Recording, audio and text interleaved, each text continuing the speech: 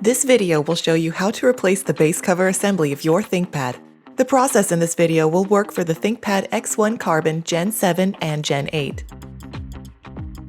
You will need a screwdriver kit, a non-metallic pry tool, and 10 minutes of your time. Caution: to avoid damaging your device with electrostatic discharge, work on a hard, flat surface. Use an anti-static wrist strap and mat, or discharge static by touching a grounded piece of metal.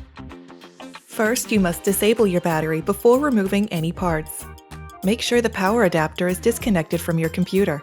Press the power button to turn on the system. Press the F1 key repeatedly to enter the BIOS setup menu. Use the right arrow key to navigate to the config menu. Use the down arrow key to navigate to the power menu. Press enter. Navigate to the disable built-in battery menu option and press enter. Make sure that yes is selected and press enter. The system will shut down and the built-in battery is now disabled. First, loosen the 5 captive screws on the bottom of the system.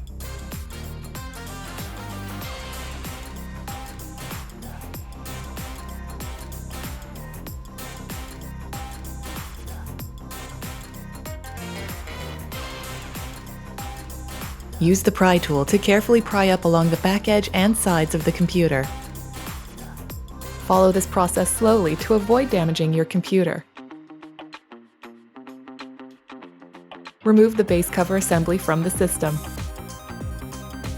Align the new base cover assembly with the system, inserting the edge of the cover opposite the hinges first. Press down along the edges to lock the cover into place. Tighten the 5 captive screws.